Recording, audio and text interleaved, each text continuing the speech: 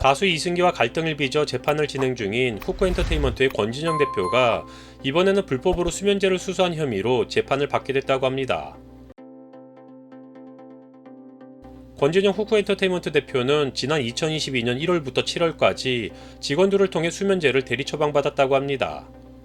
수면장애가 없던 후쿠엔터의 직원들은 허위 증상을 호소해 처방을 받아 수차례에 걸쳐 권진영 대표에게 건넸다고 하는데요. 권진영이 직원으로부터 불법적으로 건네받은 스틸록스정은 졸피뎀 성분이 포함된 수면제로 3차례에 걸쳐 직원 2명으로부터 17정을 수수한 것으로 추정된다고 합니다. 이에 검찰은 권진영을 불구속 기소했고 무관용 원칙을 적용해 엄정하게 대처하겠다고 밝혔습니다. 앞서 후쿠엔터 측은 권진영 대표의 불법 처방 의혹이 불거지자 적법함 절차에 따라 대리 처방받았고 그 과정에서 위법, 불법 행위가 없었다라고 해명한 바 있었지만 결국 경찰의 1년여간의 수사 끝에 그의 범죄 혐의에 꼬리를 잡아 검찰에 송치했다고 합니다. 이로써 지난 2022년 당시 소속 아티스트였던 이승기와 갈등을 빚으며 대중의 주목을 받기 시작했던 권진영 후쿠엔터 대표는 횡령 혐의도 모자라 수면제 불법 처방 혐의로 재판을 받게 된 상황입니다.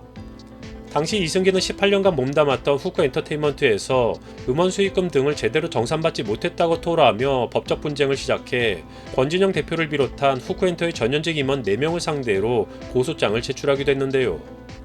이승기는 후쿠엔터에 소속돼 가수로 활동하면서 총 137곡을 발표했지만 음원 수익에 대한 정산을 한 번도 받지 못했다며 음원 수익 발생 관련 내용 증명을 보냈습니다. 이 과정에서 권진영 대표의 욕설 녹취록과 법인카드 개인적 유용 등의 의혹이 공개되며 사태는 걷잡을 수 없이 커졌는데요. 결국 권진영 대표는 이로 인해 업무상 횡령 및 사기 혐의로 재판이 진행 중인 상황입니다. 이후 후쿠엔터는 기지급 정산금 13억 원 등 이자를 포함해 54억 원을 이승기에게 지급했다고 밝혔지만 이승기는 받은 돈을 전부 기부하고 정확한 정산과 잘못된 관행을 없애기 위해 법정 다툼을 지속하겠다는 뜻을 밝혀 역시나 이승기라는 대중의 찬사를 받기도 했습니다. 하지만 이승기 또한 처가와 관련된 잡음이나 최근 논란이 된 바 있는 MC몽을 통해서 드러난 이슈 등의 개인적인 문제로 인해 그 또한 전과 같은 이미지를 유지하고 있지는 못하지만 그와는 별개로 권진영이 그동안 저질러온 잘못들에 대한 심판은 제대로 이루어져야 할 것 같습니다. 지난해 8월 영장심사에서 다행히 구속수사는 면하며 한숨 돌렸던 권진영은 현재 불법 처방이라는 별도의 혐의가 추가돼 매우 난감한 상황에 처한 것으로 보여지는데요.